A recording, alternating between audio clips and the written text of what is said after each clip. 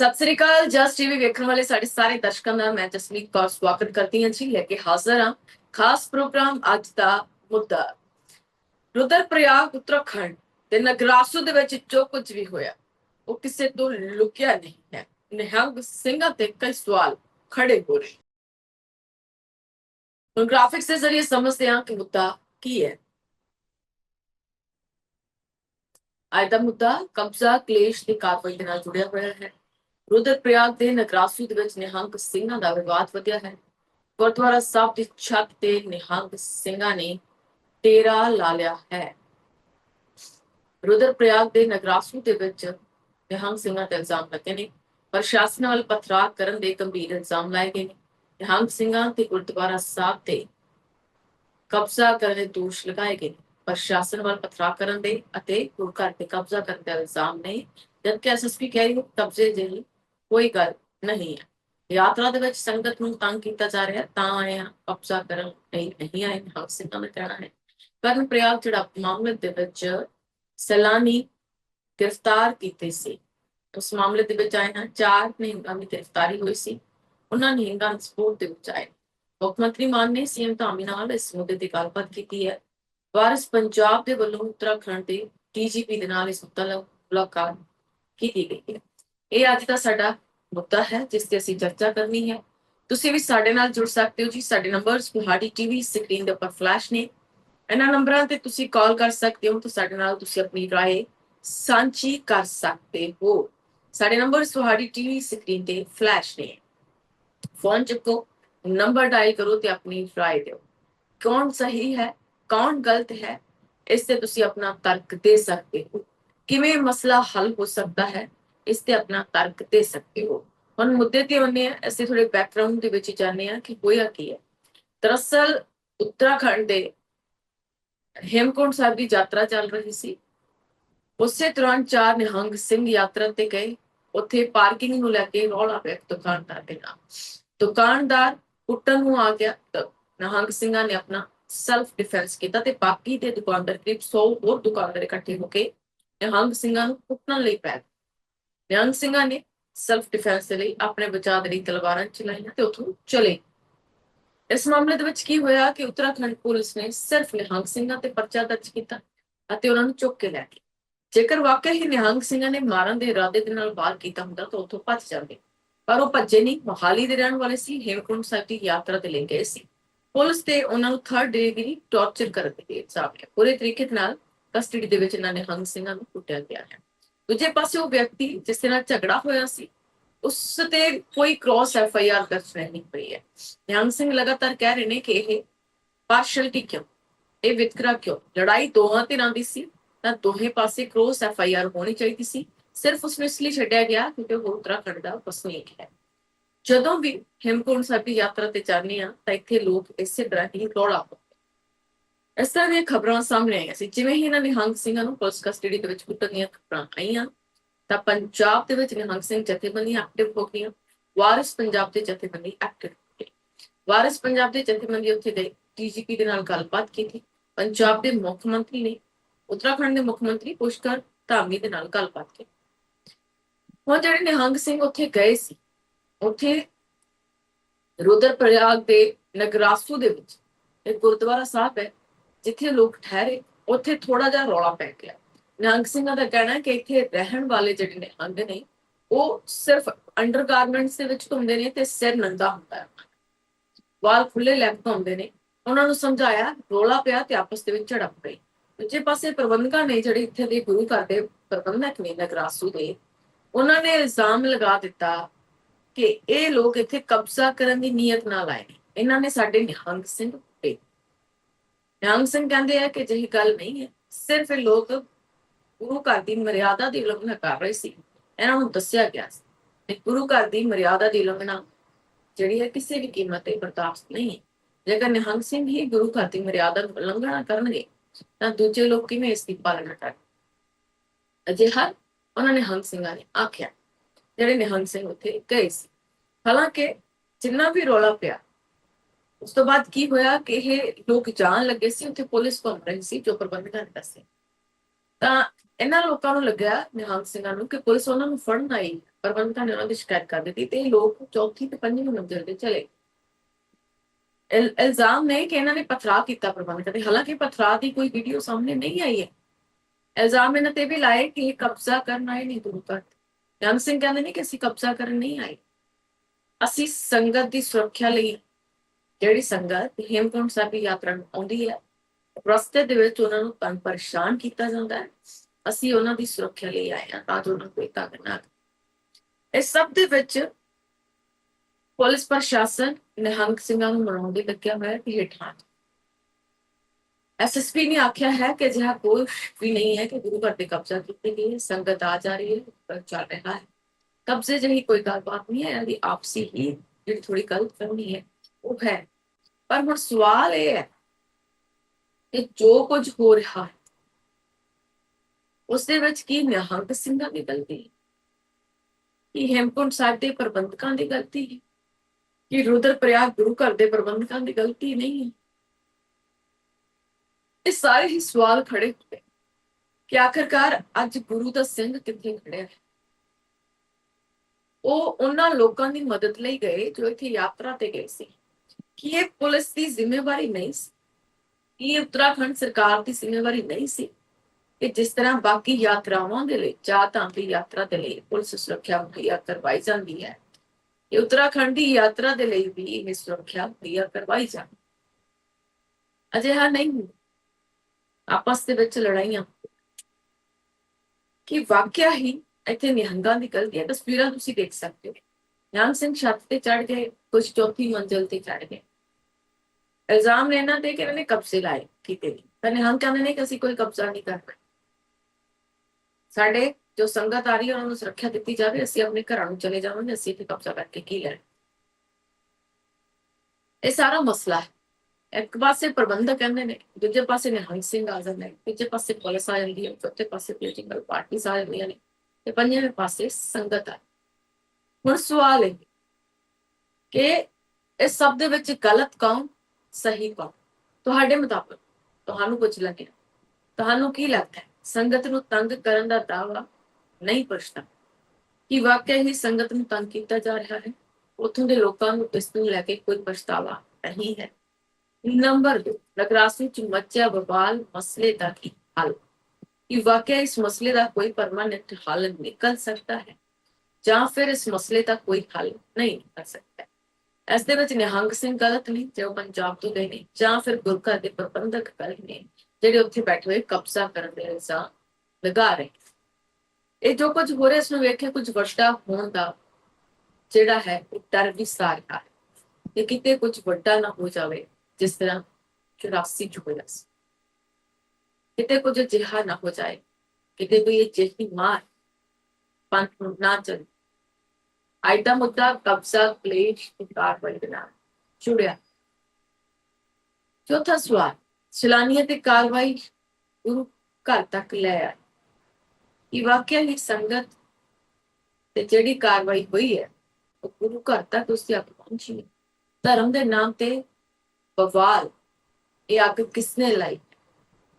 ਕਿ ਵਾਕਿਆ ਹੀ ਧਰਮ ਦੇ ਨਾਮ ਤੇ ਹਾਲ ਦੁਹਾਈ ਮੱਚੀ ਹੈ, ਇਹ ਅੱਗ ਕਿਸਨੇ ਲਗਾਈ? ਕਿ ਵਾਕਿਆ ਹੀ ਜਾਣ ਬੁੱਝ ਕੇ ਚੀਜ਼ਾਂ ਸ਼ੁਰੂ ਕੀਤੀਆਂ ਗਈਆਂ ਤਾਂ ਸਭ ਦੇ ਪਿੱਛੇ ਕੌਣ ਹੈ? ਤੁਹਾਨੂੰ ਅਸੀਂ ਸਵਾਲ ਵੀ ਦੱਸ ਦਿੱਤੇ ਨੇ, ਪੂਰਾ ਜੋ ਘਟਨਾਕ੍ਰਮ ਹੈ ਉਹ ਵੀ ਸਮਝਾ ਦਿੱਤਾ ਹੈ ਕਿ ਕੀ ਹੋਇਆ ਹੈ। ਜੋ ਕੁਝ ਹੋ ਰਿਹਾ ਹੈ ਉਹ ਸਹੀ ਨਹੀਂ, ਉਹ ਸਿੱਖ ਪੰਥ ਵਾਸਤੇ ਸਹੀ ਨਹੀਂ। ਜਾਣ ਬੁੱਝ ਕੇ ਕਈ ਚੀਜ਼ਾਂ ਕ੍ਰੀਏਟ ਕੀਤੀਆਂ ਜਾ ਰਹੀਆਂ, ਜਾਣ ਬੁੱਝ ਕੇ ਕਈ ਵਾਰ ਅਕਸ ਖਰਾਬ ਕਰਨ ਲਈ ਜ਼ਿਆਦਾਤਰ ਸੰਗਤ ਉਹੀ ਦੱਸ ਸਕਦੀ ਹੈ ਕਿ ਸੱਚ ਹੋਇਆ ਕਿ ਜਿਹੜੀ ਸੰਗਤ ਉੱਥੇ ਮੌਜੂਦ ਸੀ। ਜੋ ਤਸਵੀਰਾਂ ਸਾਡੇ ਕੋਲ ਆਈਆਂ, ਜੋ ਕਿਹਾ ਗਿਆ, ਅਸੀਂ ਉਸ ਦੇ ਆਧਾਰ ਤੇ ਤੁਹਾਨੂੰ ਦੱਸ ਰਹੇ ਹਾਂ। ਹਾਲਾਂਕਿ ਜਿਹੜੇ ਨਿਹੰਗ ਸਿੰਘ ਉੱਪਰ ਚੜੇ ਨੇ, ਪ੍ਰਸ਼ਾਸਨ ਵੱਲੋਂ ਸਮਝਾਉਂਦੇ ਕਿ ਨਿਹੰਗ ਸਿੰਘ ਹੇਠਾਂ ਆ ਵੀ ਗਿਆ, ਉਸਨੇ ਪ੍ਰਸ਼ਾਸਨ ਦੀ ਗੱਲ ਵੀ ਸੁਣੀ ਅਤੇ ਉਹ ਬਾਅਦ ਵਿੱਚ ਉੱਪਰ ਗਿਆ। ਇਹ ਸਾਰੀਆਂ ਚੀਜ਼ਾਂ ਨੇ ਜਿਹੜੀਆਂ ਹੋਈਆਂ। ਪਰ ਹੁਣ ਸਵਾਲ ਇਹ ਕਿ ਸਰਕਾਰ ਬਾਅਦ ਚ ਕਿਉਂ ਜਾਗਦੀ ਜਦੋਂ ਕੁਝ ਵੱਡਾ ਹੋ ਜਾਂਦਾ ਹੈ? ਸਰਕਾਰਾਂ ਪਹਿਲਾਂ ਕਿਉਂ ਨਹੀਂ ਜਾਗਦੀ? ਕਿ ਉੱਤਰਾਖੰਡ ਦੀ ਯਾਤਰਾ ਤੋਂ ਪਹਿਲਾਂ ਸਰਕਾਰ ਨੂੰ ਇੱਥੇ ਪ੍ਰਬੰਧ ਚਾਕ ਚੌਬੰਦ ਨਹੀਂ ਸੀ ਕਰਨੇ। ਇਹ ਰਸਤਿਆਂ ਤੇ ਪੁਲਿਸ ਪਹਿਰੇ ਨਹੀਂ ਸੀ ਲਗਾਉਣੇ ਚਾਹੀਦੇ ਤਾਂ ਜੋ ਆਪਸ ਦੇ ਵਿੱਚ ਲੋਕ ਅਤੇ ਦੁਕਾਨਦਾਰ ਤੇ ਸੰਗਤ ਨਾ ਉਲਝੇ, ਜਾਂ ਫਿਰ ਸਿਰਫ ਉੱਤਰਾਖੰਡ ਸਰਕਾਰ ਨੂੰ ਪੈਸਾ ਕਮਾਉਣਾ। ਰਸਤੇ ਦੇ ਵਿੱਚ ਲੱਗੀਆਂ ਦੁਕਾਨਾਂ ਤੇ ਹੁਣ ਦੁਕਾਨਦਾਰ ਪੈਸਾ ਕਮਾਉਂਦੇ ਨੇ, ਵੱਡਾ ਚੜਾਵਾ ਚੜਦਾ ਹੈ, ਵੱਡਾ ਟੈਕਸ ਪੇ ਕੀਤਾ ਜਾਂਦਾ। ਲੋਕਾਂ ਦੀ ਸੁਰੱਖਿਆ, ਸੰਗਤ ਦੀ ਸੁਰੱਖਿਆ ਕੋਈ ਮਾਇਨਾ ਰੱਖਦੀ ਨਹੀਂ। ਕਿ ਹੇਮਕੁੰਟ ਸਾਹਿਬ ਟਰਸਟ ਨੂੰ ਨਹੀਂ ਸੀ ਚਾਹੀਦਾ ਇਹ ਯਾਤਰਾ ਦੀ ਸ਼ੁਰੂਆਤ ਤੋਂ ਪਹਿਲਾਂ ਹੀ ਸਰਕਾਰ ਦੇ ਨਾਲ ਗੱਲਬਾਤ ਕਰਕੇ ਯਾਤਰਾ ਦੀ ਸੁਰੱਖਿਆ, ਯਾਤਰਾ 'ਚ ਸ਼ਰਧਾਲੂਆਂ ਦੀ ਸੁਰੱਖਿਆ ਯਕੀਨੀ ਬਣਾਈ ਜਾਵੇ? ਅਜਿਹਾ ਤਾਂ ਨਹੀਂ ਕੀਤਾ ਤੇ ਮੈਨੇਜਮੈਂਟ ਤੇ ਮੈਨੇਜਰ ਦਾ ਬਿਆਨ ਜ਼ਰੂਰ ਆਇਆ ਕਿ ਸ਼ਸਤਰ ਨਾ ਲੈ ਕੇ। ਦੂਸਰੇ ਪਾਸੇ ਕੱਲ ਫਿਰ ਬਿਆਨ ਆਇਆ ਹੈ ਪ੍ਰਬੰਧਕ ਕਮੇਟੀ ਦਾ ਕਿ ਅਸੀਂ ਇਹ ਜਿਹਾ ਨਹੀਂ ਆਖਿਆ ਕਿ ਸ਼ਸਤਰ ਨਾ ਲੈ ਕੇ ਆਏ। ਕਦੇ ਕੁਝ ਤੇ ਕਦੇ ਕੁਝ ਵਾਲੀ ਗੱਲ, ਕਦੇ ਮਰ ਚੜੀਏ ਕਦੇ ਚੋਂ ਚਿੜੀਏ ਵਾਲੀ ਗੱਲ। ਸੰਗਤ ਨੂੰ ਤੰਗ ਕਰਨ ਦਾ ਦਾਵਾ ਨਹੀਂ ਪਛਤਾਵਾ। ਨਗਰਾਸ ਵਿੱਚ ਮੱਚਿਆ ਬਵਾਲ, ਖੜੇ ਹੋਏ ਵੱਡੇ ਸਵਾਲ, ਕਈ ਵੱਡੇ ਸਵਾਲ ਖੜੇ ਹੋ ਗਏ। ਇਹ ਮਸਲਾ ਬਹੁਤ ਵੱਡਾ ਹੈ, ਗੁਰੂ ਘਰ ਨਾਲ ਜੁੜਿਆ ਹੋਇਆ ਹੈ, ਪੰਥ ਨਾਲ ਜੁੜਿਆ ਹੋਇਆ ਹੈ, ਪੰਥਕ ਮਰਿਆਦਾ ਦੇ ਨਾਲ ਜੁੜਿਆ ਹੋਇਆ ਹੈ, ਸੰਗਤ ਨਾਲ ਜੁੜਿਆ ਹੋਇਆ, ਸੰਗਤ ਦੀ ਸਿਕਿਉਰਿਟੀ ਦੇ ਨਾਲ ਜੁੜਿਆ ਹੋਇਆ, ਨਿਹੰਗ ਸਿੰਘ ਜਥੇਬੰਦੀਆਂ ਦੇ ਨਾਲ ਜੁੜਿਆ ਹੋਇਆ ਹੈ, ਉਹਨਾਂ ਦੀ ਸਿਕਿਉਰਿਟੀ ਦੇ ਨਾਲ। ਇਹ ਤਸਵੀਰਾਂ ਤੁਹਾਨੂੰ ਅਸੀਂ ਦਿਖਾ ਰਹੇ ਹਾਂ ਜਦੋਂ ਨਿਹੰਗ ਸਿੰਘ ਛੱਤ ਤੇ ਚੜੇ, ਹੇਠਾਂ ਪੁਲਿਸ ਤੇ ਸਿਵਲ ਪ੍ਰਸ਼ਾਸਨ ਖੜੇ ਆ, ਉਹਨਾਂ ਦੇ ਨਾਲ ਗੱਲਬਾਤ ਕਰ ਰਿਹਾ ਹੈ। ਤਾਂ ਤੁਸੀਂ ਵੀ ਦੇਖ ਸਕਦੇ ਹੋ ਦੱਸੋ ਕਿ ਕਿਸ ਤਰ੍ਹਾਂ ਦੇ ਨਾਲ ਇੱਥੇ ਮਾਹੌਲ ਹੈ ਜਿਹੜਾ ਉਹ ਤਣਾਅਪੂਰਨ ਬਣਿਆ ਹੈ ਤੇ ਕਿਸ ਤਰ੍ਹਾਂ ਦੇ ਨਾਲ ਇਸ ਚੀਜ਼ ਨੂੰ ਸੁਲਝਾਉਣ ਦੀ ਕੋਸ਼ਿਸ਼ ਕੀਤੀ ਜਾ ਰਹੀ ਹੈ। ਫਿਲਹਾਲ ਇੱਕ ਛੋਟੇ ਜਿਹੇ ਵਕਫੇ ਦੇ ਉੱਪਰ ਬ੍ਰੇਕ ਤੋਂ ਬਾਅਦ ਤੁਹਾਡਾ ਸਵਾਗਤ ਹੈ ਜੀ। ਲਗਾਤਾਰ ਅਸੀਂ ਤੁਹਾਡੇ ਨਾਲ ਜੁੜੇ ਹੋਏ ਹਾਂ, ਤੁਸੀਂ ਵੀ ਸਾਡੇ ਨਾਲ ਜੁੜ ਸਕਦੇ ਹੋ। ਸਾਡੇ ਨੰਬਰਸ ਤੁਹਾਡੀ ਟੀਵੀ ਸਕਰੀਨ ਤੇ ਫਲੈਸ਼ ਨੇ, ਇਹਨਾਂ ਨੰਬਰਾਂ ਤੇ ਕਾਲ ਕਰਕੇ ਤੁਸੀਂ ਆਪਣੀ ਰਾਏ ਦੇ ਸਕਦੇ ਹੋ, ਤੁਸੀਂ ਸਵਾਲ ਖੜਾ ਕਰ ਸਕਦੇ ਹੋ, ਤੁਸੀਂ ਕੋਈ ਟਿੱਪਣੀ ਕਰ ਸਕਦੇ ਹੋ। ਹੁਣ ਸਵਾਲ ਦੇ ਹੋਣਾ ਹੈ ਕਿ ਆਖਿਰਕਾਰ ਇਸ ਪੂਰੇ ਘਟਨਾਕ੍ਰਮ ਦੇ ਵਿੱਚ ਤੁਹਾਨੂੰ ਕੌਣ ਸਹੀ ਲੱਗਦਾ ਹੈ ਤੇ ਕੌਣ ਗਲਤ ਲੱਗਦਾ ਹੈ? ਕਿ ਇਸ ਪੂਰੇ ਘਟਨਾਕ੍ਰਮ ਦੇ ਵਿੱਚ ਗੁਰਦੁਆਰਾ ਮੈਨੇਜਮੈਂਟ ਕਮੇਟੀ ਹੈ ਜੋ ਰੁਦਰਪ੍ਰਯਾਗ ਦੇ ਨਗਰਾਸੂ ਦੀ, ਉਹ ਗਲਤ ਹੈ, ਜਾਂ ਫਿਰ ਨਿਹੰਗ ਸਿੰਘ ਗਲਤ ਨੇ, ਜਾਂ ਫਿਰ ਉੱਥੋਂ ਦਾ ਪ੍ਰਸ਼ਾਸਨ ਗਲਤ ਹੈ, ਜਾਂ ਫਿਰ ਸਰਕਾਰ ਗਲਤ ਹੈ ਜਿਸ ਦੇ ਵੱਲੋਂ ਉੱਤਰਾਖੰਡ ਦੀ ਯਾਤਰਾ ਦੇ ਲਈ ਸੁਰੱਖਿਆ ਦੇ ਇੰਤਜ਼ਾਮ ਕੀਤੇ ਹੀ ਨਹੀਂ? ਤੁਹਾਨੂੰ ਕੀ ਲੱਗਦਾ ਹੈ ਕਿ ਕੌਣ ਗਲਤ ਹੈ? ਕਿ ਵਾਕਿਆ ਹੀ ਉੱਥੇ ਪਥਰਾਅ ਹੋਇਆ?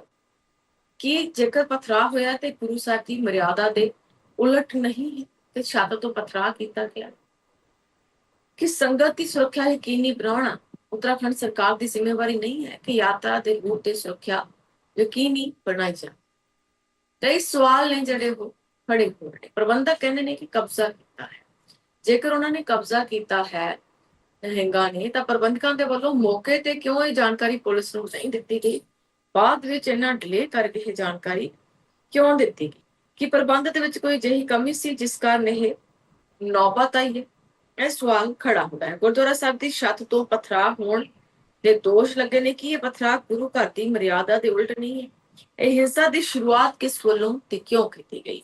ਇਹ ਵੀ ਸਵਾਲ ਹੈ। ਪ੍ਰਬੰਧਕਾਂ ਵੱਲੋਂ ਲਗਾਏ ਗਏ ਕਬਜ਼ਾ ਦੇ ਇਲਜ਼ਾਮਾਂ ਪਿੱਛੇ ਕੀ ਕੋਈ ਪੁਰਾਣੀ ਰੰਜਿਸ਼ ਜਾਂ ਜ਼ਮੀਨੀ ਵਿਵਾਦ ਹੈ, ਜਾਂ ਇਹ ਤਾਜ਼ਾ ਹਾਲਤਾਂ ਦਾ ਨਤੀਜਾ ਹੈ? ਤੁਹਾਨੂੰ ਇਹ ਸਭ ਕੁਝ ਕੀ ਲੱਗਦਾ ਹੈ ਕਿ ਵਾਕਿਆ ਹੀ ਪ੍ਰਬੰਧਕਾਂ ਨੇ ਜੋ ਇਲਜ਼ਾਮ ਲਾਏ ਨੇ ਉਹ ਕਿੰਨੇ ਸੱਚੇ ਨੇ ਤੇ ਕਿੰਨੇ ਗਲਤ ਨੇ? ਨਿਹੰਗ ਸਿੰਘ ਗਏ ਸੰਗਤ ਦੀ ਸੁਰੱਖਿਆ ਦੇ ਲਈ ਸੀ, ਹੋਇਆ ਉਲਟੇ ਹੈ ਕਿ ਉਹਨਾਂ ਨੂੰ ਹੀ ਗੁਰੂ ਘਰ ਦੀ ਛੱਤ ਤੇ ਚੜ੍ਹ ਕੇ ਬੈਠਣਾ ਪੈ ਗਿਆ। ਹਾਲਾਂਕਿ ਪੁਲਿਸ ਕਹਿ ਰਹੀ ਹੈ ਕਬਜ਼ੇ ਜਿਹੀ ਕੋਈ ਗੱਲਬਾਤ ਨਹੀਂ ਹੈ, ਅਸੀਂ ਗੱਲਬਾਤ ਨਾਲ ਮਸਲਾ ਹੱਲ ਕਰਨ ਦੀ ਕੋਸ਼ਿਸ਼ ਕਰ ਰਹੇ ਹਾਂ। ਪਰ ਮਸਲੇ ਦਾ ਹੱਲ ਕਿਵੇਂ ਹੋਏਗਾ? ਕਿ ਦੋਵੇਂ ਧਿਰਾਂ ਬੈਠ ਕੇ ਗੱਲ ਕਰਨ ਦੇ ਲਈ ਸਹਿਮਤ ਹੋਣਗੇ ਜਾਂ ਫਿਰ ਨਹੀਂ? ਇਹ ਸਵਾਲ ਖੜਾ ਹੁੰਦਾ ਹੈ। ਤੁਹਾਡੇ ਮੁਤਾਬਕ ਇਸ ਮਸਲੇ ਦਾ ਹੱਲ ਕੀ ਹੋਣਾ ਚਾਹੀਦਾ?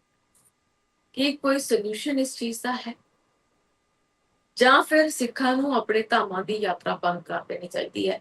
ਪੰਜਾਬ ਤੋਂ ਬਾਹਰ ਕਿਸੇ ਸਿੱਖ ਧਾਮ ਦੀ ਯਾਤਰਾ ਦੇ ਲਈ ਸਿੱਖਾਂ ਨੂੰ ਜਾਣਾ ਹੀ ਨਹੀਂ ਚਾਹੀਦਾ, ਕਿਉਂਕਿ ਜਦੋਂ ਵੀ ਕੋਈ ਯਾਤਰਾ ਹੁੰਦੀ ਹੈ ਇਸ ਤਰ੍ਹਾਂ ਦਾ ਕਲੇਸ਼ ਜ਼ਰੂਰ ਪੈਂਦਾ। ਹੁਣ ਤਾਂ ਕਲੇਸ਼ ਵੀ ਪਿਆ, ਕਬਜ਼ੇ ਦੇ ਇਲਜ਼ਾਮ ਵੀ ਲੱਗੇ ਨੇ ਤੇ ਪੁਲਿਸ ਵੀ ਖੜੀ ਹੈ ਕਾਰਵਾਈ ਕਰੀ। ਹੁਣ ਸਭ ਦੇ ਵਿੱਚ ਸੰਗਤ ਦਾ ਕੀ ਕਸੂਰ ਹੈ?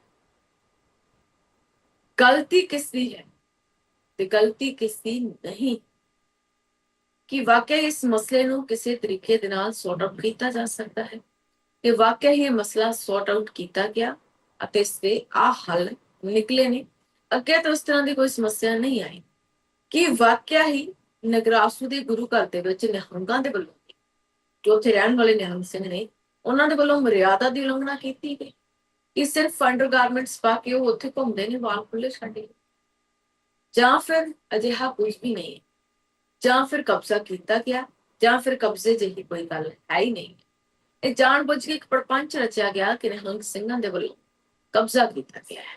ਤੁਸੀਂ ਸਭ ਦੇ ਬਾਰੇ ਕੀ ਸੋਚਦੇ ਹੋ?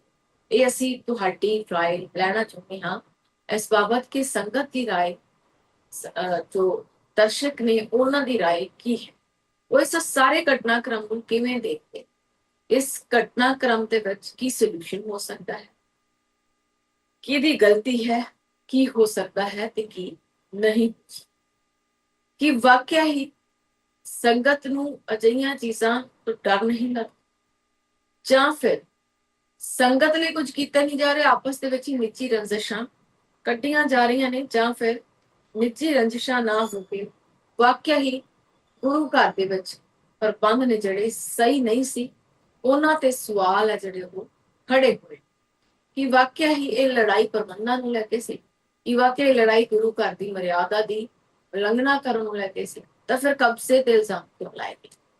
ਕਿ ਗੁਰੂ ਘਰ ਦੇ ਪ੍ਰਬੰਧਕ ਜਦੋਂ ਕਬਜ਼ਾ ਹੋਇਆ ਤਾਂ ਉਹਨਾਂ ਨੇ ਪਹਿਲਾਂ ਪੁਲਿਸ ਨੂੰ ਕਿਉਂ ਨਹੀਂ ਦੱਸਿਆ? ਕਿ ਵਾਕਿਆ ਹੀ ਪੁਲਿਸ ਮਸਲੇ ਦਾ ਹੱਲ ਕਰੇਗੀ, ਜਾਂ ਫਿਰ ਇਹ ਮਸਲਾ ਹੋਰ ਵਧੇਗਾ, ਜਾਂ ਫਿਰ ਇਸ ਵਿੱਚੋਂ ਕਿਸੇ ਵੱਡੀ ਸਾਜ਼ਿਸ਼ ਦੀ ਪੋਤ ਹੈ? ਇਹ ਸਵਾਲ ਖੜੇ ਹੋ ਰਹੇ ਨੇ, ਔਰ ਇਹ ਸਵਾਲ ਅੱਜ ਹਰ ਸਿੱਖ ਹੈ ਜਿਹੜਾ ਉਹ ਕਰ ਰਿਹਾ ਹੈ ਕਿ ਆਖਰ ਅਜਿਹਾ ਕਿਉਂ ਹੈ। ਨਿਹੰਗ ਸਿੰਘਾਂ ਦਾ ਦਾਅਵਾ ਹੈ ਕਿ ਯਾਤਰਾ ਦੌਰਾਨ ਸੰਗਤ ਨੂੰ ਤੰਗ ਕੀਤਾ ਜਾ ਰਿਹਾ ਸੀ, ਇਸ ਲਈ ਉਹ ਇੱਥੇ ਆਏ ਨਹੀਂ, ਕਿ ਪ੍ਰਬੰਧਕ ਜਾਂ ਸਥਾਨਕ ਲੋਕਾਂ ਦੇ ਵੱਲੋਂ ਸੰਗਤ ਨਾਲ ਬਦਸਲੂਕੀ ਹੋਈ, ਜਿਸ ਦਾ ਕੋਈ ਪੁਖਤਾ ਸਬੂਤ ਸਾਹਮਣੇ ਆਇਆ ਹੈ। ਬਿਲਕੁਲ ਇੱਕ ਸਬੂਤ ਸਾਹਮਣੇ ਆਇਆ ਹੈ। ਨਿਹੰਗ ਸਿੰਘ ਪੁਲਿਸ ਦੇ ਵੱਲੋਂ ਕੁੱਟੇ ਗਏ, ਫੜੇ ਗਏ, ਉਹਨਾਂ ਦੇ ਪਰਚੇ ਦਰਜ ਕੀਤੇ ਗਏ। ਉਸ ਲਈ ਨਿਹੰਗ ਸਿੰਘ ਜਥੇਬੰਦੀਆਂ ਉੱਤਰਾਖੰਡ ਦੇ ਵਿੱਚ ਨੇ, ਵਾਰਿਸ ਪੰਜਾਬ ਦੇ ਜਥੇਬੰਦੀ ਉੱਤਰਾਖੰਡ ਦੇ ਵਿੱਚ ਹੈ, ਡੀਜੀਪੀ ਦੇ ਨਾਲ ਗੱਲਬਾਤ ਕੀਤੀ ਹੈ ਕਿ ਹੋਰ ਵੀ ਇਸ ਤਰ੍ਹਾਂ ਦੀਆਂ ਘਟਨਾਵਾਂ ਸਾਹਮਣੇ ਆਉਂਦੀਆਂ ਨੇ। ਉਹ ਲੋਕ ਜੋ ਦਰਸ਼ਨਾਂ ਦੇ ਲਈ ਜਾਂਦੇ ਨੇ, ਜੋ ਯਾਤਰਾ ਦੇ ਲਈ ਜਾਂਦੇ ਨੇ, ਉਹ ਆਪਣੇ ਤਜਰਬੇ ਆ ਜਿਹੜੇ ਉਹ ਸਾਂਝੇ ਕਰ ਸਕਦੇ ਨੇ ਕਿ ਕਿਸ ਤਰ੍ਹਾਂ ਦੀ ਬਦਸਲੂਕੀ ਸਥਾਨਕ ਲੋਕਾਂ ਦੇ ਵੱਲੋਂ ਕੀਤੀ ਜਾਂਦੀ ਹੈ, ਕਿਸ ਤਰ੍ਹਾਂ ਦਾ ਬਿਹੇਵੀਅਰ ਉੱਥੋਂ ਦੇ ਲੋਕਾਂ ਨਾਲ ਹੁੰਦਾ ਹੈ ਜਦੋਂ ਸੰਗਤ ਦਰਸ਼ਨਾਂ ਦੇ ਲਈ ਜਾਂਦੀ ਹੈ। ਜੇਕਰ ਮਕਸਦ ਸਿਰਫ ਸੰਗਤ ਦੀ ਮਦਦ ਕਰਨਾ ਸੀ ਤਾਂ ਗੁਰਦੁਆਰਾ ਸਾਹਿਬ ਦੀ ਛੱਤ ਤੇ ਚੜ੍ਹਨਾ ਤੇ ਟਕਰਾਅ ਵਾਲੀ ਸਥਿਤੀ ਪੈਦਾ ਹੋਣ ਦੀ ਲੋੜ ਕਿਉਂ ਪਈ? ਕਿ ਇਸ ਮਸਲੇ ਨੂੰ ਬੈਠ ਕੇ ਸ਼ਾਂਤੀ ਨਾਲ ਸੁਲਝਾਇਆ ਜਾ ਸਕਦਾ ਸੀ। ਕਿ ਨਿਹੰਗ ਸਿੰਘ ਇਸ ਕਾਰਵਾਈ ਦਾ ਉੱਤਰਾਖੰਡ ਦੇ ਵਿੱਚ ਆਉਣ ਵਾਲੀ ਸਿੱਖ ਸੰਗਤ ਅਤੇ ਸ਼ਰਧਾਲੂਆਂ ਦੀ ਸੁਰੱਖਿਆ ਤੇ ਕੋਈ ਅਸਰ ਪਵੇਗਾ? ਜੋ ਕੁਝ ਹੋਇਆ ਹੈ ਕਿ ਉਸਦਾ ਉੱਤਰਾਖੰਡ ਦੇ ਵਿੱਚ ਜੋ ਸੰਗਤ ਆਉਂਦੀ ਹੈ ਉਸ ਤੇ ਕੋਈ ਅਸਰ ਪਏਗਾ, ਜਾਂ ਸਿੱਖ ਪੰਥ ਤੇ ਇਸ ਦਾ ਕੋਈ ਅਸਰ ਪਵੇਗਾ, ਜਾਂ ਫਿਰ ਕੋਈ ਅਸਰ ਨਹੀਂ ਪਵੇਗਾ? ਇਹ ਸਾਡੇ ਉਹ ਤਮਾਮ ਸਵਾਲ ਨੇ ਜਿਨ੍ਹਾਂ ਦੇ ਚਰਚਾ ਦੇ ਲਈ ਬੈਠੇ ਹਾਂ। ਅੱਜ ਦਾ ਮੁੱਦਾ ਕਬਜ਼ਾ, ਕਲੇਸ਼ ਤੇ ਕਾਰਵਾਈ ਦੇ ਨਾਲ ਜੁੜਿਆ ਹੋਇਆ ਹੈ।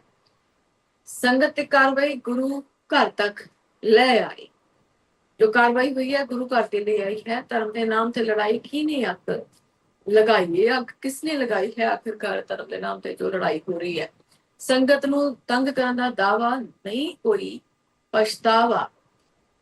ਨਗਰਾਸੂ ਚ ਮਚਿਆ ਬਵਾਲ, ਖੜੇ ਹੋਏ ਵੱਡੇ ਸਵਾਲ। ਅੱਜ ਦਾ ਮੁੱਦਾ ਇਹਨਾਂ ਸਵਾਲਾਂ ਦੇ ਨਾਲ ਜੁੜਿਆ ਹੋਇਆ ਹੈ। ਤੁਸੀਂ ਸਾਡੇ ਨਾਲ ਗੱਲ ਕਰਕੇ ਆਪਣੀ ਰਾਏ ਦੇ ਸਕਦੇ ਹੋ, ਆਪਣੀ ਟਿੱਪਣੀ ਤੁਸੀਂ ਸਾਂਝੀ ਕਰ ਸਕਦੇ ਹੋ। ਕਈ ਤਰ੍ਹਾਂ ਦੇ ਇਲਜ਼ਾਮ ਨਿਹੰਗ ਸਿੰਘਾਂ ਤੇ ਲੱਗੇ ਨੇ ਕਿ ਉਹਨਾਂ ਦੇ ਵੱਲੋਂ ਕਬਜ਼ਾ ਕੀਤਾ ਗਿਆ, ਗੁਰੂ ਘਰ ਦੀ ਛੱਤ ਤੋਂ ਹੇਠਾਂ ਪ੍ਰਬੰਧਕਾਂ ਦੇ ਵੱਲ ਪੱਥਰ ਸੁੱਟੇ ਗਏ, ਰੋੜੇ ਸੁੱਟੇ ਗਏ ਅਤੇ ਇੱਟਾਂ ਵੱਟਿਆਂ ਦੇ ਨਾਲ ਨਿਹੰਗ ਸਿੰਘ ਛੱਤਾਂ ਤੇ ਬੈਠੇ ਨੇ। ਤਾਂ ਇੱਟਾਂ ਵੱਟੇ ਨਿਹੰਗ ਸਿੰਘਾਂ ਦੇ ਕੋਲ ਆਏ ਕਿੱਥੇ? ਕਿ ਪਹਿਲਾਂ ਹੀ ਗੁਰੂ ਘਰ ਦੇ ਵਿੱਚ ਇੱਟਾਂ ਵੱਟੇ ਤੇ ਚੌਥੀ ਪੰਜਵੀਂ ਮੰਜ਼ਿਲ ਤੇ ਜਮਾ ਕਰਕੇ ਰੱਖੇ ਸੀ, ਇੱਕੋ ਦਮ ਤਾਂ ਇੱਟਾਂ ਵੱਟੇ ਉੱਪਰ ਚੜ੍ਹ ਨਹੀਂ ਗਏ। ਸਵਾਲ ਇਹ ਵੀ ਖੜਾ ਹੁੰਦਾ ਹੈ ਕਿ ਵਾਕਿਆ ਹੀ ਇਸ ਦਾ ਅਸਰ ਆਉਣ ਵਾਲੀਆਂ ਯਾਤਰਾਵਾਂ ਤੇ ਪਵੇਗਾ। ਜਿਸ ਤਰ੍ਹਾਂ ਦਾ ਮਾਹੌਲ ਹੁਣ ਰੁਦਰ ਪ੍ਰਯਾਗ ਦੇ ਨਗਰਾਸੂ ਦੇ ਵਿੱਚ ਬਣਿਆ ਹੋਇਆ ਹੈ, ਜਾਂ ਜਿਹੜਾ ਕੁਛ ਕਰਨ ਪ੍ਰਯਾਗ ਦੇ ਵਿੱਚ ਹੋਇਆ, ਉਸ ਸਭ ਦਾ ਅਸਰ ਬਾਕੀ ਸਿੱਖ ਸੰਗਤ ਤੇ ਪਏਗਾ, ਸਿੱਖ ਸ਼ਰਧਾਲੂਆਂ ਤੇ ਪਏਗਾ, ਜਾਂ ਫਿਰ ਨਹੀਂ ਪਏਗਾ। ਧਰਮ ਦੇ ਨਾਮ ਤੇ ਲੜਾਈ ਕਿਸਨੇ ਅੱਗ ਲਗਾਈ? ਤਾਂ ਅੱਗ ਕਿਸਨੇ ਲਗਾਈ ਹੈ? ਸੰਗਤ ਨੂੰ ਤੰਗ ਕਰਨ ਦਾ ਦਾਵਾ ਨਹੀਂ, ਪਛਤਾਵਾ। ਕਿ ਵਾਕਿਆ ਹੀ ਪਛਤਾਵਾ ਨਹੀਂ ਹੈ, ਸੰਗਤ ਨੂੰ ਤੰਗ ਕਰਨ ਦਾ ਦਾਵਾ ਕੀਤਾ ਜਾ ਰਿਹਾ ਹੈ। ਨਗਰਾਸੂ ਚ ਮੱਚਿਆ ਬਵਾਲ, ਖੜੇ ਹੋਏ ਵੱਡੇ ਸਵਾਲ, ਕਈ ਸਵਾਲ ਖੜੇ ਹੋਏ ਨੇ ਇਹ ਸਵਾਲ ਇਸ ਲਈ ਵੀ ਜ਼ਰੂਰੀ ਹੈ ਕਿ ਵਾਕਿਆ ਹੀ ਐਸੇ ਨਾਲ ਜੋ ਸੰਗਤ ਯਾਤਰਾ ਲਈ ਜਾਂਦੀ ਹੈ ਉਹਨਾਂ ਤੇ ਕੋਈ ਅਸਰ ਪਵੇਗਾ ਜਾਂ ਫਿਰ ਨਹੀਂ ਪਵੇਗਾ। ਤੁਸੀਂ ਆਪਣਾ ਸਵਾਲ ਵੀ ਖੜਾ ਕਰ ਸਕਦੇ ਹੋ ਸਾਡੇ ਇਸ ਪ੍ਰੋਗਰਾਮ ਦੇ ਰਾਹੀਂ। ਇਹ ਮੰਚ ਤੁਹਾਡਾ ਹੈ। ਅਸੀਂ ਦਰਸ਼ਕਾਂ ਲਈ ਇਹ ਪ੍ਰੋਗਰਾਮ ਅੱਜ ਇਸ ਲਈ ਲੈ ਕੇ ਆਏ ਹਾਂ ਅੱਜ ਦੇ ਮੁੱਦੇ ਦੇ ਵਿੱਚ, ਕਿਉਂਕਿ ਬਹੁਤ ਇੰਪੋਰਟੈਂਟ ਹੈ। ਸਿੱਖ ਪੰਥ ਦੇ ਨਾਲ ਇਹ ਮਸਲਾ ਜੁੜਿਆ ਹੋਇਆ ਹੈ। ਤੁਸੀਂ ਵੀ ਤਸਵੀਰਾਂ ਦੇਖੋ ਕਿ ਨਿਹੰਗ ਸਿੰਘ ਗੱਲਬਾਤ ਕਰ ਰਹੇ ਨੇ ਪ੍ਰਸ਼ਾਸਨ ਦੇ ਨਾਲ, ਹੇਠੋਂ ਪ੍ਰਸ਼ਾਸਨ ਵੀ ਉਹਨਾਂ ਦੇ ਨਾਲ ਗੱਲਬਾਤ ਕਰ ਰਿਹਾ ਹੈ। ਇਹ ਉਦੋਂ ਦੀਆਂ ਤਸਵੀਰਾਂ ਨੇ ਜਦੋਂ ਕਰਨ ਪ੍ਰਯਾਗ ਦੇ ਵਿੱਚ ਲੜਾਈ ਹੋਈ ਸੀ, ਜਿਸ ਤੋਂ ਬਾਅਦ ਇਹ ਮਸਲਾ ਪੱਖਿਆ ਕਿ ਕਿਸ ਤਰ੍ਹਾਂ ਦੇ ਨਾਲ ਲੜਾਈ ਹੋਈ। ਫਿਰ ਪੁਲਿਸ ਇਹਨਾਂ ਨੂੰ ਲੈ ਗਈ, ਇਹਨਾਂ ਦੀ ਕੁੱਟਮਾਰ ਪੁਲਿਸ ਕਸਟਡੀ ਦੇ ਵਿੱਚ ਹੋਈ। ਉਸ ਸੰਬੰਧਿਤ ਵਿਅਕਤੀ ਤੇ ਕੋਈ ਕਾਰਵਾਈ ਹੈ ਜਿਹੜੀ ਉਹ ਨਹੀਂ ਹੋਈ ਹੈ।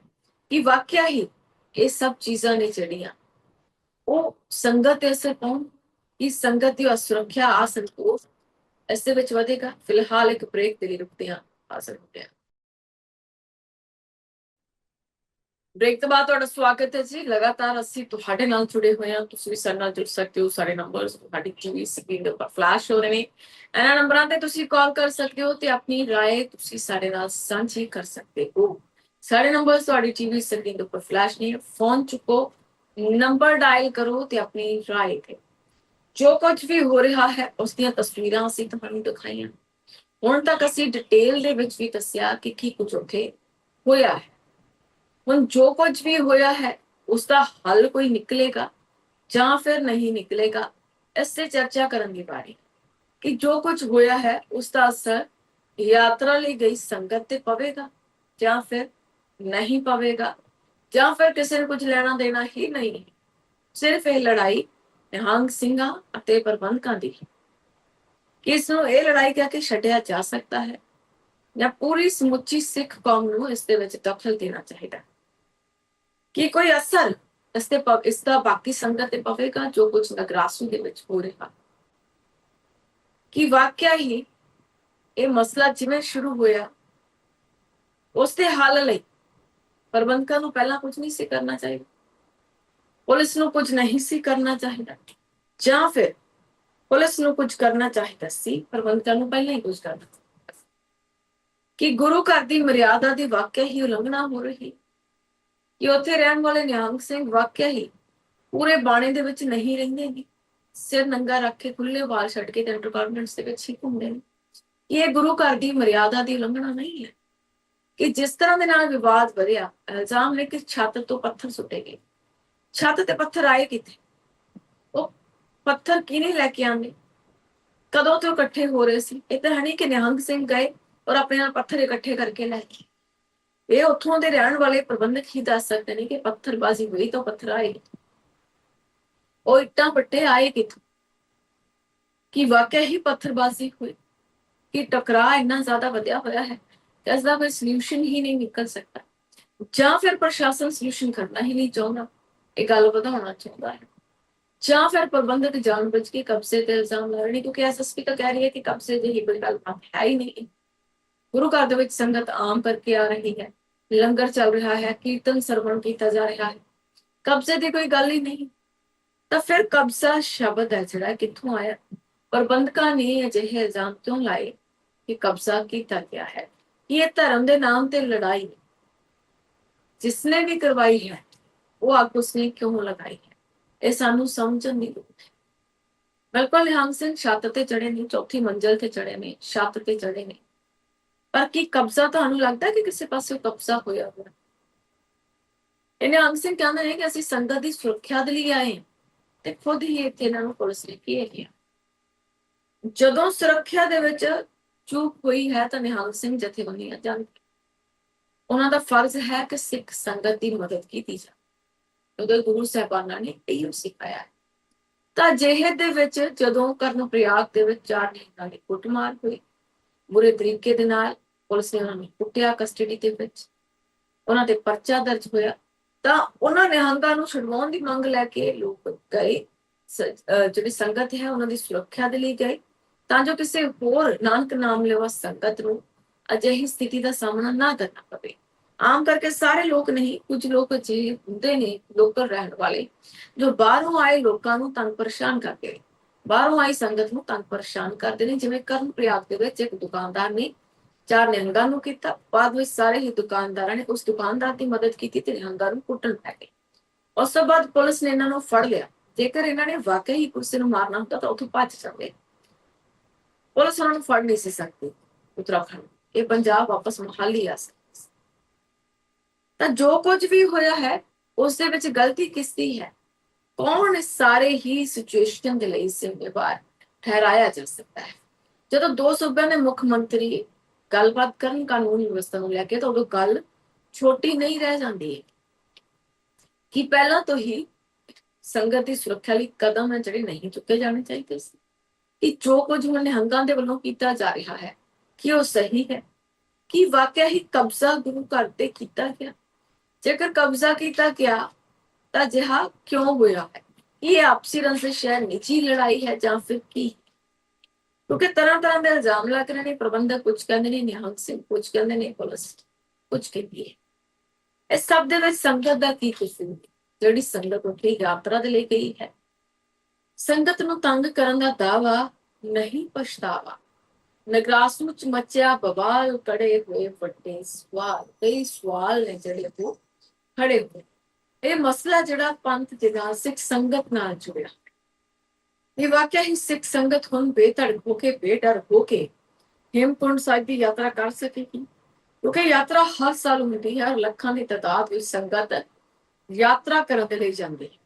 ਕਿ ਅੱਗੇ ਤੋਂ ਵੀ ਯਾਤਰਾ ਜਿਹੜੀ ਉਹ ਹੋ ਸਕੇਗੀ ਇਸੇ ਤਰ੍ਹਾਂ? ਕਿਉਂਕਿ ਹੁਣ ਤੱਕ ਲੋਕ ਨੇ ਜਿਹੜੇ ਬੇਡਰ ਹੋ ਕੇ ਜਾਂਦੇ ਸੀ। ਹੁਣ ਹਿਮਾਚਲ ਤੋਂ ਬਾਅਦ ਉੱਤਰਾਖੰਡ ਤੋਂ ਵੀ ਅਜਿਹੀਆਂ ਤਸਵੀਰਾਂ ਸਾਹਮਣੇ ਆਉਣ ਲੱਗੀਆਂ ਨੇ ਜੋ ਡਰਾ ਦੇਣ ਵਾਲੀਆਂ, ਤਾਂ ਕਿ ਸਿੱਖ ਸੰਗਤ ਹੁਣ ਬੇਡਰ ਹੋ ਕੇ ਗੁਰੂ ਧਾਮਾਂ ਦੇ ਦਰਸ਼ਨਾਂ ਲਈ ਜਾਏ। ਸੰਗਤ ਜਾਏਗੀ। ਜੇਕਰ ਜਿਹਾ ਹੀ ਹੁੰਦਾ ਰਿਹਾ ਤਾਂ ਸੰਗਤ ਵੀ ਕਤਰਾਉਣ ਲੱਗੇਗੀ ਕਿ ਜਾਓ ਹੀ ਨਾ, ਜਦੋਂ ਪਤਾ ਹੈ ਕਿ ਅਜਿਹਾ ਰੌਲਾ ਪਵੇਗਾ, ਜਾਣ ਦੀ ਜ਼ਰੂਰਤ ਹੈ ਹੀ ਨਹੀਂ। ਤਾਂ ਕੀ ਸਿੱਖਾਂ ਨੂੰ ਗੁਰੂ ਘਰਾਂ ਦੇ ਨਾਲ ਤੋੜਨ ਦੀ ਇਹ ਕੋਈ ਸਾਜ਼ਿਸ਼ ਨਹੀਂ? ਇਸ ਤਰ੍ਹਾਂ ਦਾ ਪ੍ਰਬੰਧਕ ਲਾ ਰਹੇ ਨੇ ਕਿ ਕਬਜ਼ਾ ਕੀਤਾ ਗਿਆ। ਭਾਈ ਜੇਕਰ ਕਬਜ਼ਾ ਕੀਤਾ ਸੀ ਤੇ ਤਦੇ ਤੁਸੀਂ ਪੁਲਿਸ ਨੂੰ ਕਿਉਂ ਨਹੀਂ ਦੱਸਿਆ? 3 ਦਿਨ ਕਿਉਂ ਲਾ ਦਿੱਤੇ ਦੱਸਣ ਦੇ ਵਿੱਚ ਕਿ ਕਬਜ਼ਾ ਕੀਤਾ ਹੋਇਆ? ਜੇਕਰ ਉਹਨਾਂ ਨੇ ਪੱਥਰ ਸਿੱਟੇ ਤਾਂ 2 ਮਿੰਟਾਂ ਦੇ ਵਿੱਚ ਪੱਥਰ ਆਪਣੇ ਨਾਲ ਤਾਂ ਨਹੀਂ ਲੈ ਗਏ। ਉਹ ਪੱਥਰ ਉੱਤੇ ਛੱਤ ਤੇ ਕੀ ਕਰ ਰਹੇ ਸੀ? ਤੁਸੀਂ ਕਿਉਂ ਰੱਖੇ? ਇੰਨੀ ਛੇਤੀ ਨਿਹੰਗ ਸਿੰਘ ਪੱਥਰ ਕਿਵੇਂ ਚੁੱਕ ਕੇ ਲੈ ਜਾਣਗੇ ਆਪਣੇ? ਸਵਾਲ ਬਹੁਤ ਸਾਰੇ ਖੜੇ। ਐਸਐਸਪੀ ਕਹਿ ਰਹੀ ਹੈ ਕਬਜ਼ਾ ਨਹੀਂ ਹੋਇਆ, ਤੁਸੀਂ ਕਹਿੰਦੇ ਹੋ ਕਬਜ਼ਾ ਹੋਇਆ। ਤੁਸੀਂ ਤਾਂ ਇੱਥੇ ਕਿੱਥੇ ਬੈਠੇ? ਆਖਰਕਾਰ ਅਜਿਹਾ ਰੌਲਾ ਕੀ ਹੈ? ਕਿਉਂ ਅਜਿਹਾ ਹੋ ਰਿਹਾ? ਇਹ ਸੰਗਤ ਨੂੰ ਡਰਾਉਣ ਦੀਆਂ ਕੋਸ਼ਿਸ਼ਾਂ ਨਹੀਂ ਹੈ, ਜਾਂ ਫਿਰ ਇਹ ਕੋਈ ਵੱਡੀ ਚਾਲ ਹੈ? ਕਈ ਸਵਾਲ ਤੁਹਾਡੀ ਟੀਵੀ ਸਕਰੀਨ ਤੇ ਵੀ ਫਲੈਸ਼ ਹੋ ਰਹੇ ਨੇ। ਉਹਨਾਂ ਸਵਾਲਾਂ ਤੇ ਵੀ ਅਸੀਂ ਚਰਚਾ ਕਰ ਰਹੇ ਹਾਂ। ਤਸਵੀਰ ਉਸ ਵਕਤ ਦੀ ਹੈ ਜਦੋਂ ਨਿਹੰਗ ਸਿੰਘਾਂ ਅਤੇ ਪ੍ਰਸ਼ਾਸਨ ਨੇ ਆਪਸ ਵਿੱਚ ਗੱਲਬਾਤ, ਹਾਲਾਂਕਿ ਸਮਝਾ ਬੁਝਾ ਕੇ ਮਸਲਾ ਹੱਲ ਕਰਨ ਦੀ ਕੋਸ਼ਿਸ਼ ਜਿਹੜੀ ਉਹ ਕੀਤੀ ਜਾ ਰਹੀ ਹੈ, ਪਰ ਮਸਲੇ ਦਾ ਹੱਲ ਹਲੇ ਤੱਕ ਨਹੀਂ ਹੋਇਆ। ਜਦੋਂ ਵਾਰਿਸ ਪੰਜਾਬ ਦੇ ਜਥੇਬੰਦੀ ਦੇ ਵੱਲੋਂ ਇਸ ਮਾਮਲੇ ਦੀ ਪਹਿਲਾਂ ਤੋਂ ਹੀ ਪੈਰਵਾਈ ਕੀਤੀ ਜਾ ਰਹੀ ਹੈ, ਤਾਂ ਜਥੇਬੰਦੀਆਂ ਦੀ ਭੂਮਿਕਾ ਇਸ ਵਿਵਾਦ ਨੂੰ ਸੁਲਝਾਉਣ ਵਾਲੀ ਹੈ, ਜਾਂ ਫਿਰ ਇਹ ਮਸਲਾ ਹੋਰ ਦੂਰ ਫੜੇਗਾ? ਹਲੇ ਇਹ ਮਸਲਾ ਹਲੇ ਸੁਲਝਿਆ ਨਹੀਂ ਹੈ। ਗੁਰੂ ਘਰ ਦੇ ਅੰਦਰੂਨੀ ਵਿਵਾਦ ਜਦੋਂ ਸੜਕਾਂ ਤੇ ਆਉਂਦੇ ਨੇ ਅਤੇ ਮੀਡੀਆ ਦੀਆਂ ਸੁਰਖੀਆਂ ਬਣਦੇ ਨੇ, ਤਾਂ ਇਸ ਨਾਲ ਪੂਰੀ ਦੁਨੀਆ ਦੇ ਵਿੱਚ ਸਿੱਖ ਕੌਮ ਦੇ ਅਕਸ ਨੂੰ ਕੀ ਠੇਸ ਪਹੁੰਚਦੀ? ਇਸ ਵਿਵਾਦ ਦਾ ਸਥਾਈ ਹੱਲ ਕੀ ਹੈ? ਕਿ ਸ੍ਰੀ ਅਕਾਲ ਤਖਤ ਸਾਹਿਬ ਜਾਂ ਐਸਜੀਪੀਸੀ ਵਰਗੀਆਂ ਸਰਵਉੱਚ ਸੰਸਥਾਵਾਂ ਨੂੰ ਇਸ ਵਿੱਚ ਦਖਲ ਦੇ ਕੇ ਦੋਵਾਂ ਧਿਰਾਂ ਨੂੰ ਇੱਕ ਮੇਜ਼ ਤੇ ਨਹੀਂ ਬਿਠਾਉਣਾ ਚਾਹੀਦਾ। ਕਿ ਦੋਵੇਂ ਧਿਰਾਂ ਨੂੰ ਹੁਕਮ ਹੋਵੇ ਕਿ ਕਮੇਟੀ ਤੇ ਬੈਠ ਕੇ ਮਸਲੇ ਦਾ ਹੱਲ ਕਰੋ, ਜਾਂ ਫਿਰ ਹਲੇ ਮਸਲਾ ਹੋਰ ਤੂਲ ਫੜੇਗਾ, ਪੁਲਿਸ ਪ੍ਰਸ਼ਾਸਨ ਆਪਣੀ ਕਾਰਵਾਈ ਕਰੇਗਾ, ਨਿਹੰਗਾਂ ਤੇ ਕਾਰਵਾਈ ਹੋ, ਜਾਂ ਫਿਰ ਬੈਠ ਕੇ ਮਸਲਾ ਹੱਲ ਕਰਨ ਦੀ ਕੋਸ਼ਿਸ਼ ਕੀਤੀ ਜਾਵੇ। ਸੰਗਤ ਨੂੰ ਤੰਗ ਕਰਨ ਦਾ ਦਾਵਾ ਹੈ, ਕੋਈ ਪਛਤਾਵਾ ਨਹੀਂ ਹੈ। ਕਾਨੂੰਨ ਵਿਵਸਥਾ ਤੇ ਸਵਾਲ ਨੇ, ਪੱਖਪਾਤ ਦੇ ਵੀ ਇਲਜ਼ਾਮ ਨੇ।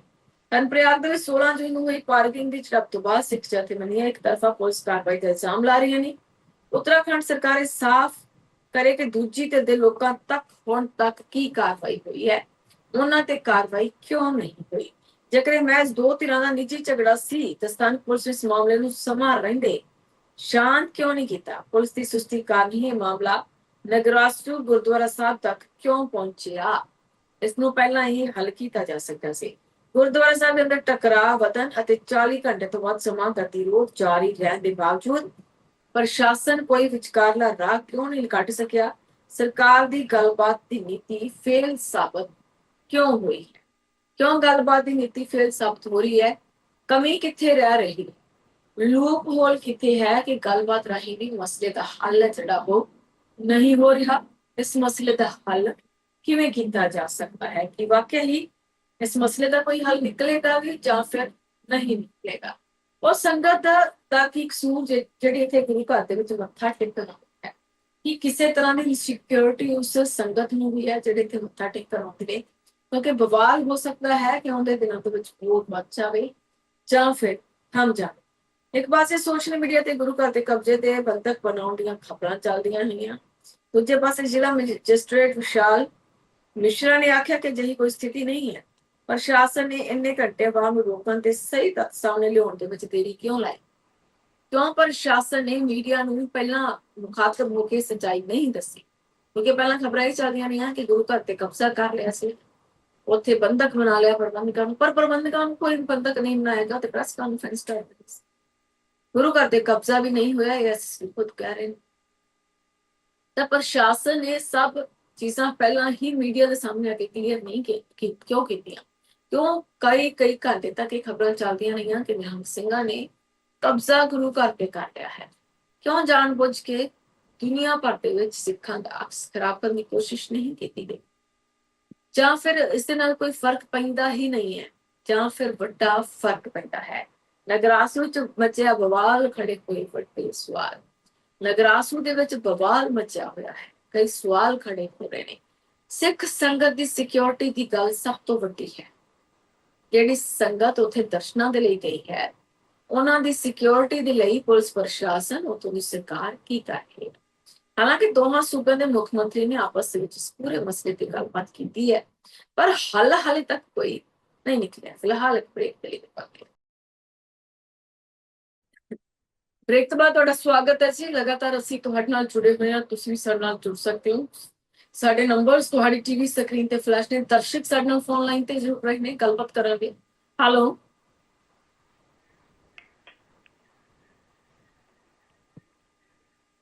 ਮੈਨੂੰ ਸੁਣ ਪਾ ਰਹੇ ਹੋ ਜੀ? ਹੈਲੋ, ਹਾਂਜੀ, ਸਤਿ ਸ਼੍ਰੀ ਅਕਾਲ ਜੀ। ਕੌਣ ਬੋਲ ਰਹੇ ਹੋ ਤੇ ਕਿੱਥੋਂ ਬੋਲ ਰਹੇ ਹੋ ਜੀ? ਸਤਿ ਸ਼੍ਰੀ ਅਕਾਲ ਜੀ, ਮੈਂ ਸ਼ਿਕਾਗੋ ਤੋਂ ਕਾਲ ਕਰ ਰਿਹਾ ਜੀ। ਹਾਂਜੀ ਸਰ, ਤੁਸੀਂ ਕੀ ਕਹਿਣਾ ਚਾਹੁੰਦੇ ਹੋ ਜੀ ਇਸ ਪੂਰੇ ਵਿਵਾਦ ਨੂੰ ਲੈ ਕੇ? ਮੈਂ ਤਾਂ ਇਹ ਕਹਿਣਾ ਚਾਹੁੰਦਾ ਜੀ ਬਈ ਅਗਲੇ ਸਾਲ 2027 ਚ ਹੈ ਇਲੈਕਸ਼ਨਾਂ ਜੀ। ਇੱਕ ਤਾਂ ਪੰਜਾਬ ਚ ਹੈ, 6 ਹੋਰ ਸਟੇਟਾਂ ਚ ਹੈ, ਮਨੀਪੁਰ, ਗੋਆ, ਉੱਤਰਾਖੰਡ ਤੇ ਯੂਪੀ ਜੀ, ਹਿਮਾਚਲ ਤੇ ਗੁਜਰਾਤ।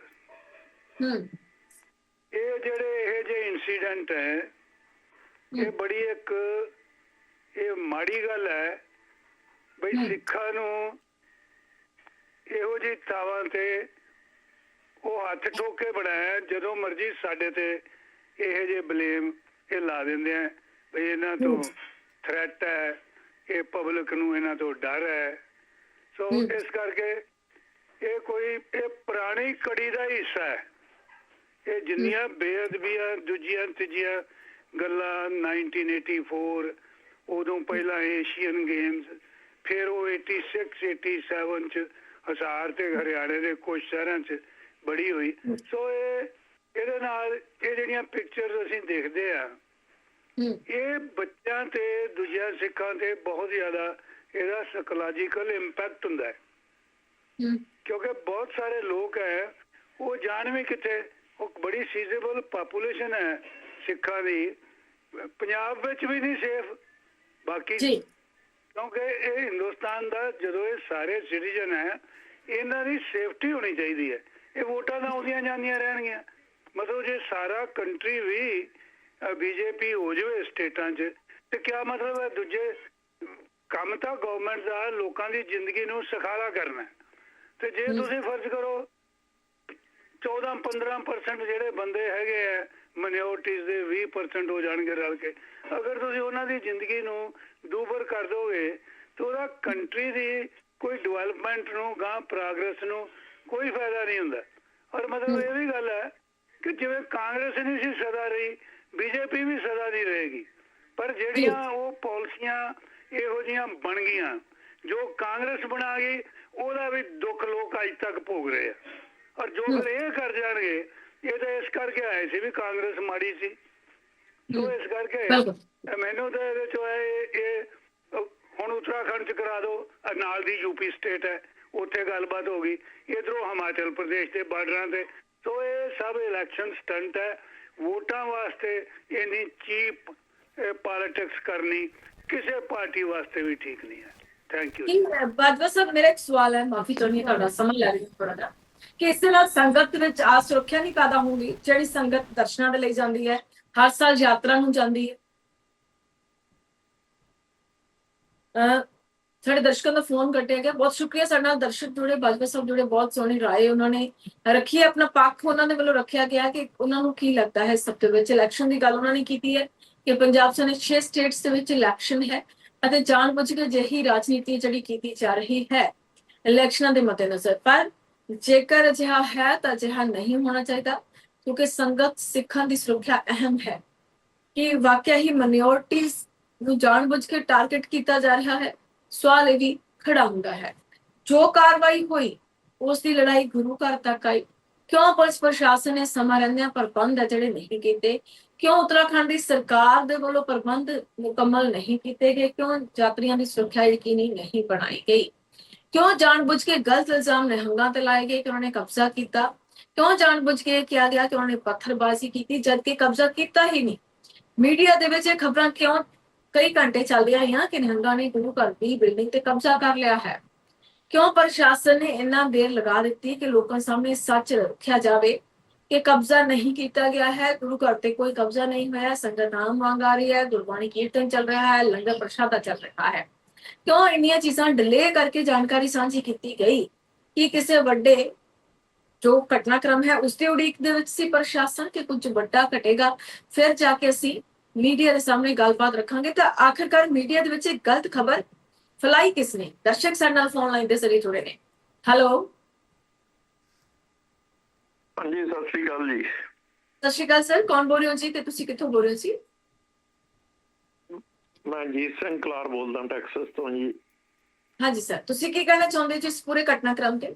ਮੈਂ ਕਹਿਣਾ ਚਾਹੁੰਦਾ ਜਿਹੜੇ ਭਾਈ ਸਾਹਿਬ ਕਹਿੰਦੇ ਸੀ ਇਲੈਕਸ਼ਨ ਦਾ ਸਟੰਟ ਆ, ਉਹ ਦੱਸੋ, ਉਹ 4 ਸਿੰਘ ਯਾਤਰਾ ਕਰਨ ਗਏ ਹੋਇਆ, ਕੀ ਉਹਨਾਂ ਨੂੰ ਭੇਜਿਆ ਗਿਆ ਵੀ ਤੁਸੀਂ ਜਾ ਕੇ ਟਰਬਲ ਕ੍ਰੀਏਟ ਕਰੋ? ਜਿਹੜੇ ਆ ਭਾਈ ਸਾਹਿਬ ਪਹਿਲਾਂ ਕਹਿ ਰਹੇ ਸੀ ਨਾ ਇਲੈਕਸ਼ਨ ਸਟੰਟ ਆ, ਇਹ ਦੱਸੋ ਇਲੈਕਸ਼ਨ ਸਟੰਟ ਉਹਨਾਂ ਨੂੰ 4 ਬੰਦਿਆਂ ਨੂੰ ਜਾ ਕੇ ਕਿਹਾ ਵੀ ਉਹ ਸਟੇਟ 'ਚ ਜਾ ਕੇ ਤੁਸੀਂ ਇਹ ਕੁਛ ਕਰੋ? ਕੁਛ ਦੇਖਿਆ ਕਰੋ ਵੀ ਇਹ ਤੁਹਾਡੇ ਨਾਲ ਉਹਨਾਂ ਮਿਨੋਰਟੀ ਨਾਲ ਧੱਕਾ ਹੋਇਆ। ਉਹ ਆਪਦੀ ਸੈਲਫ ਡਿਫੈਂਸ ਦੀ ਖਾਤਰ ਫੇਰ ਹੋਰ ਬੰਦਾ ਕੀ ਕਰੂਗਾ ਜੇ ਉਹਨੂੰ 20 ਬੰਦੇ ਪੈ ਜਾਣ? ਜੋ ਉਹਨਾਂ ਨੇ ਗੁਰੂ ਸਾਹਿਬ ਦਾ ਜੋ ਹਥਿਆਰ ਆ ਉਹੀ ਯੂਜ਼ ਕੀਤਾ। ਤੇ ਉੱਥੇ ਜਿਹੜੇ ਪੰਥ ਦੇ ਉੱਤੇ ਕਬਜ਼ੇ ਕਰੀ ਬੈਠੇ ਆ, ਦਾੜੇ ਖੁੱਲੇ ਛੱਡ ਲੈਂਦੇ ਆ, ਤੇ ਸ਼੍ਰੋਮਣੀ ਕਮੇਟੀ ਵਾਲੇ ਜਾਂ ਬਾਦਲ ਦਲੀਏ ਕੋਈ ਕਿਸੇ ਨੇ ਸਾਰ ਲਈ ਆ? ਜੇ ਕੋਈ ਗਿਆ ਤਾਂ ਉਹਦੇ ਤੇ ਇਹ ਲਾ ਦਿਓ ਬਲੇਮ ਬਈ ਇਹ ਇਲੈਕਸ਼ਨ ਸਟੰਟ ਆ। ਦੈਟਸ ਮੀਨਿੰਗ ਉਹਨਾਂ ਦੇ ਮਗਰ ਨਾ ਜਾਓ, ਉਹਨਾਂ ਨੂੰ ਮਾਰਦਾ ਕੱਲ ਨੂੰ ਤੁਹਾਨੂੰ ਵੀ ਕੋਈ ਮਾਰੂ, ਮਗਰ ਨਾ ਜਾਓ, ਇਲੈਕਸ਼ਨ ਸਟੰਟ ਆਏ। ਕੁਛ ਤਾਂ ਸੋਚੋ, ਕਿਉਂ ਬੇਗੈਰ ਤੇ ਹੋਈ ਜਾਂਦੇ ਹੋ ਤੁਸੀਂ? ਜੀ ਇੰਨਾ ਹੀ ਕਹਿਣਾ ਚਾਹੁੰਦਾ ਜੀ, ਬਸ ਹੋਰ ਨਹੀਂ ਕੁਛ। ਜੀ ਬਹੁਤ ਸ਼ੁਕਰੀਆ ਸਰ, ਤੁਸੀਂ ਸਾਡੇ ਨਾਲ ਜੁੜੇ, ਸਾਡੇ ਨਾਲ ਜੁੜੇ ਸੀ, ਜਿਨ੍ਹਾਂ ਦਾ ਕਹਿਣਾ ਸੀ ਕਿ ਇਹ ਕੋਈ ਇਲੈਕਸ਼ਨ ਸਟੰਟ ਨਹੀਂ ਹੈ। ਉਹਨਾਂ ਨੇ ਸਿਰਫ ਆਪਣੀ ਮਦਦ ਆਪ ਕੀਤੀ, ਆਪਣੇ ਬਚਾਅ ਦੇ ਲਈ ਉਹਨਾਂ ਨੇ ਤਲਵਾਰਾਂ ਲਹਿਰਾਈਆਂ ਕਿ ਕਿਸੇ ਨੂੰ ਉਹਨਾਂ ਦੀ ਮਦਦ ਨਹੀਂ ਕਰਨੀ ਚਾਹੀਦੀ। ਐਸਜੀਪੀਸੀ ਨੇ ਕੀ ਕੀਤਾ, ਸ੍ਰੀ ਅਕਾਲ ਤਖਤ ਸਾਹਿਬ ਨੇ ਉਹਨਾਂ ਨਿਹੰਗਾਂ ਦੀ ਮਦਦ ਲਈ ਕੀ ਕੀਤਾ ਹੈ? ਤੇ ਜੇਕਰ ਕੋਈ ਮਦਦ ਲਈ ਜਾਂਦਾ ਹੈ ਤਾਂ ਉਸ ਤੇ ਅਜਿਹੇ ਇਲਜ਼ਾਮ ਲਗਾ ਦਿੱਤੇ ਜਾਂਦੇ ਨੇ ਕਿ ਉਹਨਾਂ ਨੇ ਕਬਜ਼ਾ ਕਰ ਲਿਆ ਸੀ, ਉਹਨਾਂ ਨੇ ਪੱਥਰ ਸੁੱਟ ਦਿੱਤੇ। ਕੀ ਨਿਹੰਗਾਂ ਦੀ ਮਦਦ ਲਈ ਕੋਈ ਨਾ ਜਾਵੇ? ਇਸ ਤਰ੍ਹਾਂ ਦੇ ਸਵਾਲ ਉਹਨਾਂ ਨੇ ਖੜੇ ਕੀਤੇ ਨੇ। ਤਾਂ ਤੁਹਾਨੂੰ ਕੀ ਲੱਗਦਾ ਹੈ ਇਸ ਸਾਰੇ ਘਟਨਾਕ੍ਰਮ ਤੇ? ਅੱਜ ਦਾ ਮੁੱਦਾ ਕਬਜ਼ਾ, ਕਲੇਸ਼ ਤੇ ਕਾਰਵਾਈ ਦੇ ਨਾਲ ਜੁੜਿਆ ਹੋਇਆ ਹੈ ਜੀ। ਜੋ ਕਾਰਵਾਈ ਹੋਈ ਹੈ ਉਹ ਗੁਰੂ ਘਰ ਤੱਕ ਉਸਦੀ ਅੱਗ ਆਈ ਹੈ। ਮੁੱਖ ਮੰਤਰੀ ਮਾਨ ਨੇ ਪੁਸ਼ਕਰ ਧਾਮੀ ਦੇ ਨਾਲ ਇਸ ਮੁੱਦੇ ਤੇ ਗੱਲਬਾਤ ਕੀਤੀ।